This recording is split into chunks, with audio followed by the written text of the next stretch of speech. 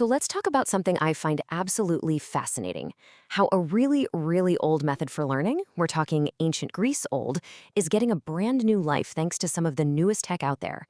We're talking about bringing back the art of asking good questions. And this, right here, is the central puzzle of our time, isn't it? We can get an answer to pretty much anything in seconds. But does having all the answers actually make us smarter? Or does it just make us really good at finding answers without ever learning how to ask the kinds of questions that lead to real, deep understanding? This slide just nails the dilemma we're in. We are literally swimming in an ocean of information, a tidal wave of facts, data, opinions. It's everywhere. But at the same time, there's this scarcity of discernment, of wisdom, the ability to actually think critically about all that noise and figure out what it all means. Okay, so to solve this super modern problem, we're gonna have to look back, way back. It's time to rediscover an ancient art form that was designed for one thing: thinking. We're talking about the Socratic Method.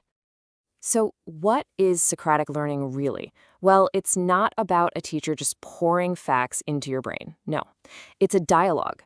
It's about a guide asking you these thoughtful, open-ended questions that kind of force you to examine what you believe and ultimately discover the answers for yourself. The whole point is the journey of discovery, not just getting to the right answer. And the payoff here is huge. This method makes our brains work in a totally different way.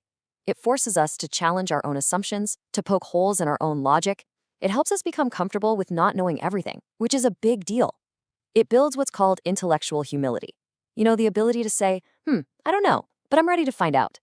These are the skills we need to make sense of our world. All right, so you're probably thinking, if this is so great, why isn't every school, every company doing this? Well, that brings us to the single biggest hurdle it's always faced: the problem of scale. Just picture a normal classroom, right? You've got one teacher and maybe 30 kids. How on earth is that one person supposed to have a deep, personal, Socratic conversation with every single student? It's not possible. The method works beautifully one-on-one, but it completely falls apart in a group. And yeah, that's really the core of it. Giving that level of personal, guided questioning is a huge challenge for any educator. It's this exact bottleneck that's kept the Socratic method on the sidelines for centuries. Until now, that is. And this is where the story gets really interesting, because the solution to scaling this ancient art is coming from the most modern place imaginable: artificial intelligence. AI is becoming the catalyst, the spark that could finally make this kind of dialogue available to literally everyone. So how does this actually work? It's all about creating this continuous feedback loop. First, you start exploring a topic. When the AI, acting like a personal tutor, asks you a specific guiding question. You explain your thinking, and then, here's the magic, the AI analyzes what you said and comes back with a really thoughtful follow-up question designed to push you just a little bit deeper. It's a one-on-one dialogue happening in real time. Let's peek under the hood for a sec. The AI isn't just asking random questions. It's constantly adjusting based on your answers. It keeps the conversation focused so you don't get lost. It's analyzing the entire conversation to spot any gaps in your logic and then gives you constructive feedback on how to strengthen your reasoning. It's basically a personal thinking coach. Now, this isn't some sci-fi theory about what might happen someday. This is happening right now, and it's already starting to change how we learn and how we develop new skills in all kinds of fields. You can already see this in action. Tools like Conmigo, the AI tutor from Khan Academy, guide students instead of just spitting out answers. People are using ChatGPT for these kinds of reflective talks.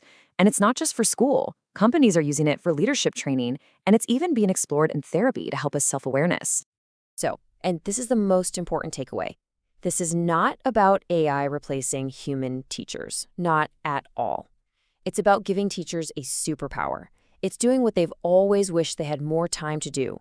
It's democratizing deep learning, giving everyone access to a tool that can help them think more critically.